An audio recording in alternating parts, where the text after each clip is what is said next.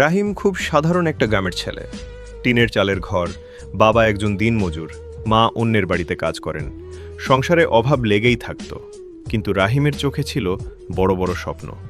সে স্বপ্ন দেখত একদিন সে এমন কিছু করবে যাতে তার বাবা মাকে আর কারো সামনে হাত পাততে না হয়। গ্রামের অন্য ছেলেরা যখন মাঠে খেলাধুলা করত, রাহিম তখন পুরনো একটা মোবাইলে ইউটিউব দেখত।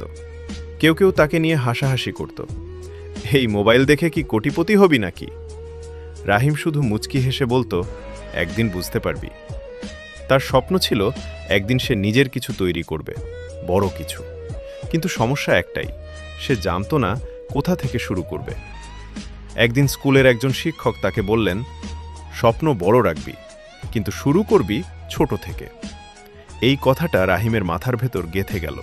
সে ভাবল, আমি তো এখনই বড় কিছু করতে পারবো না, কিন্তু ছোট কিছু তো শুরু করতে পারি। পরের দিন থেকে সে প্রতিদিন ৩০ মিনিট করে নতুন কিছু শেখা শুরু করল। কখনো ইংরেজি, কখনো কম্পিউটার, কখনো ইউটিউব ভিডিও দেখে নতুন আইডিয়া। তার কাছে ভালো ফোন ছিল না, ইন্টারনেটও ঠিকমতো চলত না, তবুও সে থামেনি। প্রথমে সে ইউটিউবে একটি ছোট পেজ খুলল। ভিউ আসতো না, লাইকও না।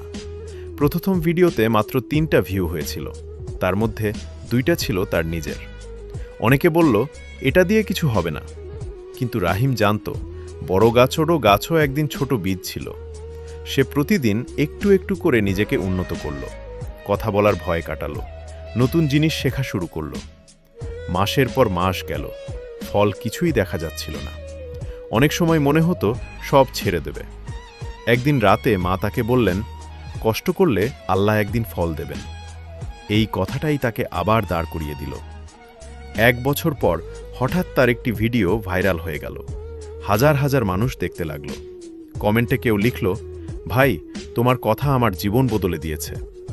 সেই দিন রাহিম কেঁদে ফেলেছিল, কারণ সে বুঝতে পেরেছিল সে বড় স্বপ্ন দেখেছিল,